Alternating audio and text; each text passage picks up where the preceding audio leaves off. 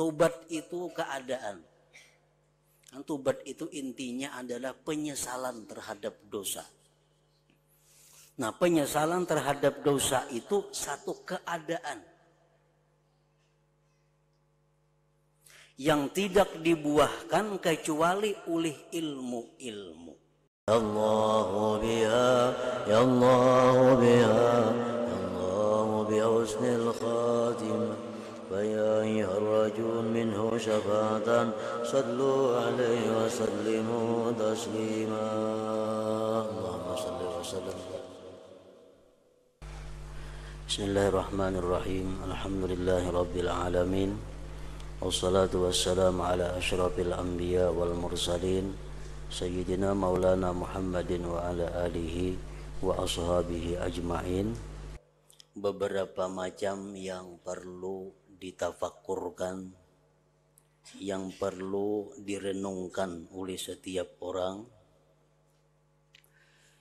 yaitu sifat-sifat yang menyelamatkan, al-munjiyat.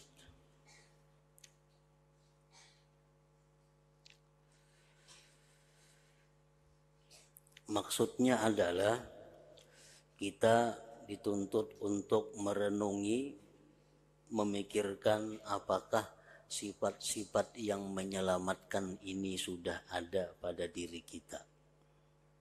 Apakah sudah bersifat diri kita ini dengan sifat-sifat yang terpuji, yaitu seperti tobat,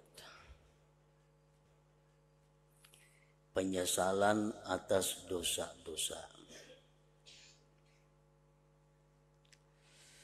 sabar atas bencana, syukur atas segala nikmat,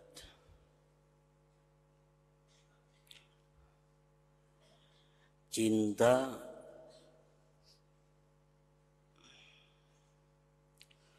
takut kepada Allah, mengharap rahmatnya Allah, zuhud pada dunia, ikhlas, beramal murni karena Allah, sidik, jujur dalam amalan-amalan taat,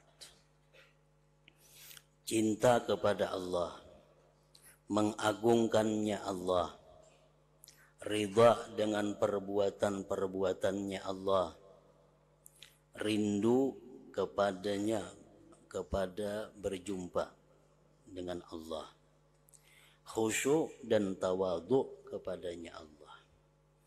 Itu contoh-contoh daripada sifat-sifat yang terpuji, sifat-sifat yang menyelamatkan kita, yang mestinya kita bisa memiliki sifat-sifat itu.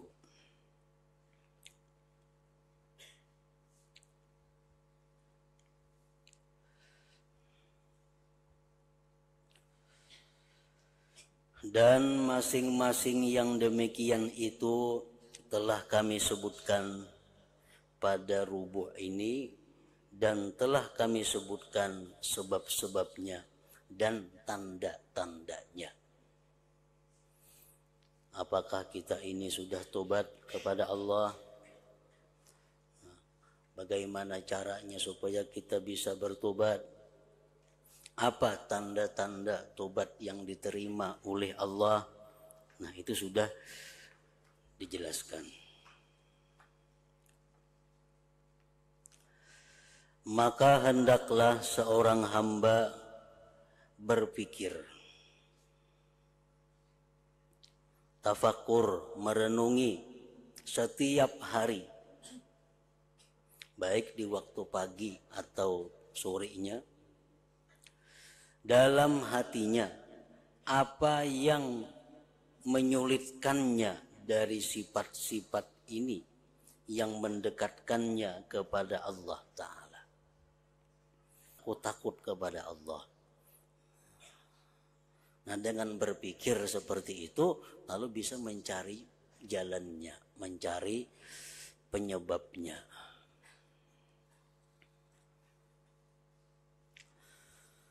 apabila ia memerlukan kepada sesuatu dari sifat-sifat ini perlu kepada sifat tobat, perlu kepada sifat ikhlas, perlu kepada sifat sidik, perlu kepada sifat khusyuk, maka hendaklah ia tahu bahwa itu adalah ahwal, bahwa itu adalah keadaan. Tobat itu keadaan. Tobat itu intinya adalah penyesalan terhadap dosa. Nah, penyesalan terhadap dosa itu satu keadaan yang tidak dibuahkan kecuali oleh ilmu. Maulah ada penyesalan dosa kalau kada punya ilmu, kada bisa. Ilmu dahulu ada, timbullah satu keadaan. Ini bahayanya dosa, timbul keadaan. Apa keadaannya orang yang menyesal? Bagaimana keadaannya orang yang menyesal? Orang menyesal maulah tertawa, kada mau. Orang menyesal maulah gembira ria, kada mau. Nah, orang menyesal itu pasti sedih. Bahkan bisa menangis. Nah, itulah tobat. Tobat itu adalah penyesalan. Penyesalan itu adalah keadaan yang dibuahkan oleh ilmu. Dan bahwa ilmu itu tidak dibuahkan kecuali oleh pikiran-pikiran. Dari fikir timbul pengetahuan. Dari pengetahuan timbul keadaan. Dari keadaan timbullah perbuatan.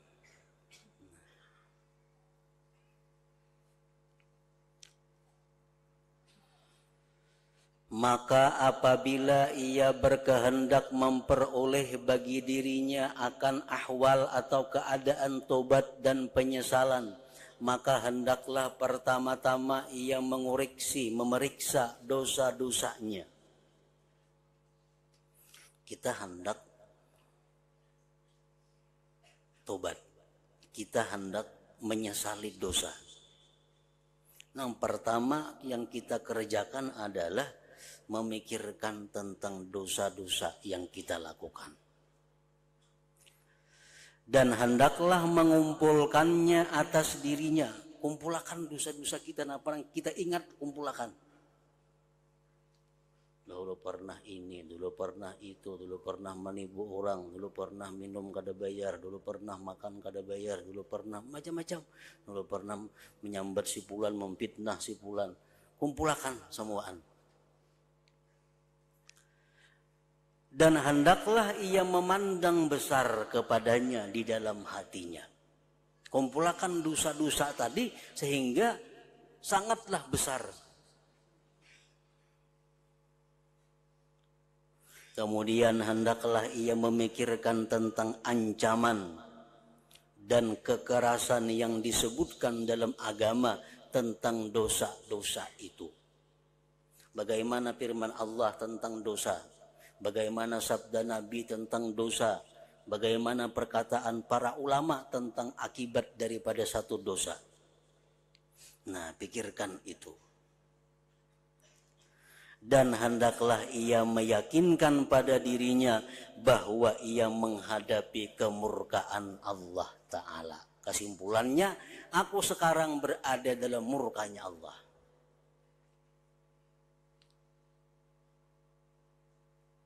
Kumpulkan semuaan dosa-dosa yang digawi sehingga terasa besarnya dosa itu. Ingat bahaya-bahaya dosa, akibat-akibat dosa. Lalu ambil kesimpulan bahwa aku sekarang berada dalam kemurkaan Allah.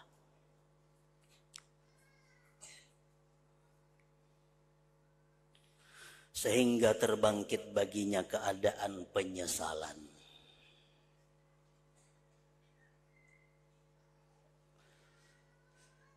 Para ulama meneliti dari berbagai macam hadis-hadis Rasulullah Sallallahu Alaihi Wasallam tentang akibat daripada dosa yang kita kada tobat dari dosa itu.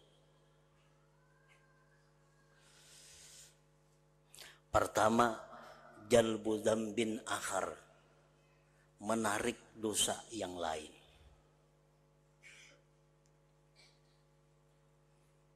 Nah, jadi satu perbuatan dosa, kalau kita kada tubat kepada Allah, maka si dosa ini hidup dan menarik, mengajak kita untuk berbuat dosa lagi.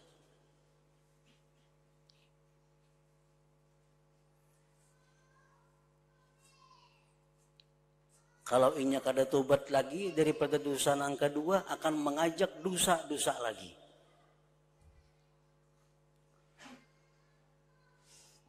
Jalbu dzambin akhar.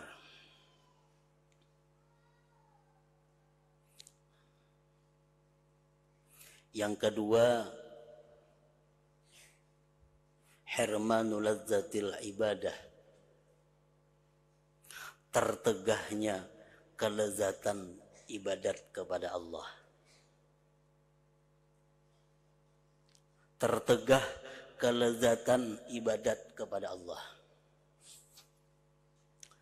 Artinya, beribadat itu kadang mau nyaman. Beribadat itu tak paksa karena kewajiban atau karena ada untingan. Kalau semata-mata mengabdi kepada Allah, inya kada kawa. Dosa yang kita kerjakan dan kita kada tobat itu menegah kenyamanan beribadat. Kenapa kita kada nyaman baca Quran? Padahal Al-Quran sudah menyatakan alladzina amanu wa tatma'innu qulubuhum bi dzikrillah ala bi dzikrillahi tatma'innul qulub. Orang-orang yang beriman itu akan sejuk hatinya, akan tentram damai hatinya dengan berzikir kepada Allah. Ala ketahuilah ulihmu bizikrillah tatmainnul qulub, dengan berzikir itu hati menjadi bahagia, damai, tentram. Itu Al-Quran menjelaskan. Tapi kenapa kita berzikir hati kada mau tentram? Beratus zikir, ribu zikir sudah diucapkan la ilaha illallah atau salawat atau tasbih, kada mau juga tenang hati. Kenapa sebabnya? Karena kita ditegah. Kenapa ditegah? Karena ada dosa yang kita belum tobat daripadanya. Atau sudah tobat, cuma kada bujur tobatnya sehingga ditolak oleh Allah Subhanahu wa ta'ala. Kalau hati kita, diri kita bersih daripada dosa, satu kali kalimat la ilaha illallah pun itu bisa menyejukkan, mendamaikan. Ala bidzikrillah tatmainnul qulub. Nah, jadi kenapa kita kada tahan lawas beribadah? Kenapa kita kada tahan? Karena dosa penyebabnya. Kada ada jalan lain.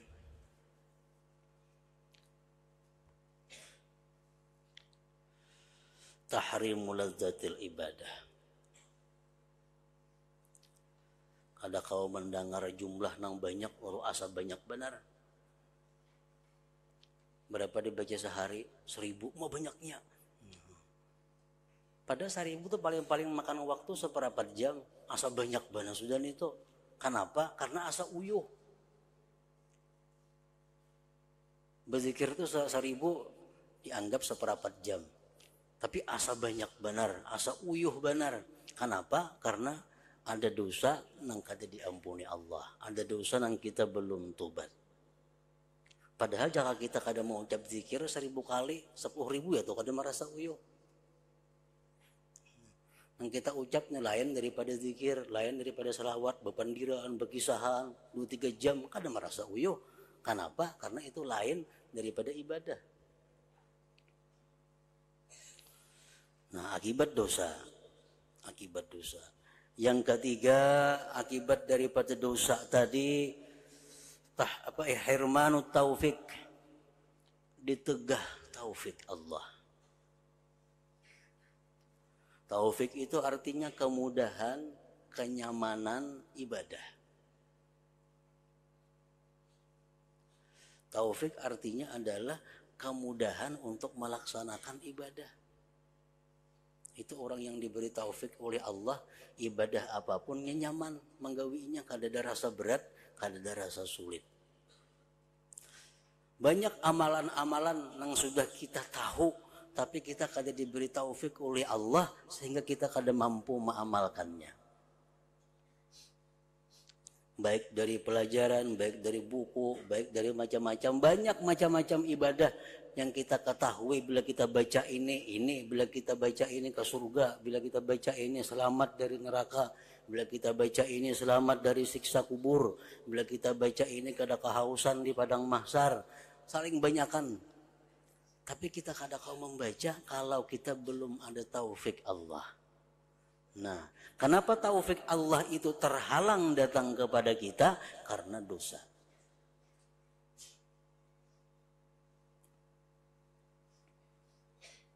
Yang keempat, akibat daripada dosa yang kita kada tobat, atau tobat juga cuma kada bujur, zulmatul qalbi, gelapnya hati. Hati gelap. Kada kau membedakan lagi nang mana nang bujur, nang mana nang salah. Kada kau lagi membedakan nang mana suruhan Allah, nang mana suruhan syaitan. Kada kau membedakan mana nang baik, nang mana nang jahat, karena mata hatinya sudah gelap. Kenapa bisa jadi gelap hati itu? Karena ditutupi oleh dosa. Yang kelima, akibat daripada dosa itu adalah nuksanul akal, berkurangnya akal.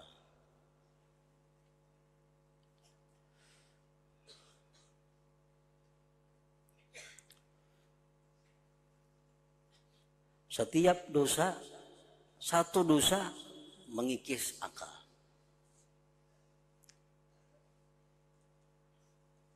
Padahal akal ini adalah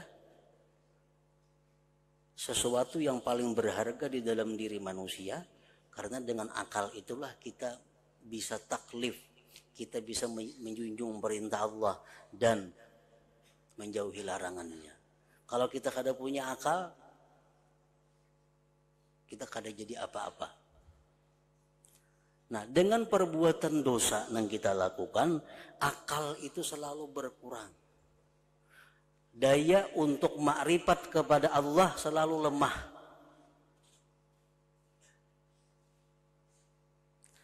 Nang keenam, akibat perbuatan dosa yang kita lakukan, hirmanul ilim, tertegah dapat ilmu.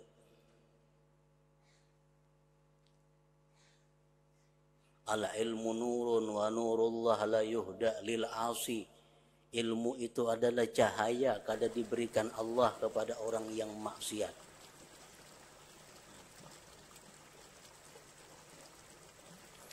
Yang ketujuh, akibat dosa itu apa? Hubbul fasikin wa bughdus salihin.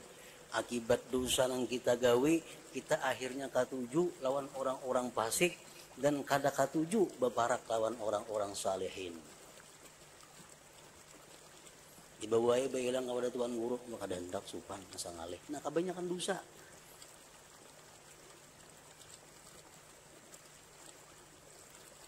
Kada katuju bebarak orang saleh, katujunya cuma bebarak lawan orang-orang fasik.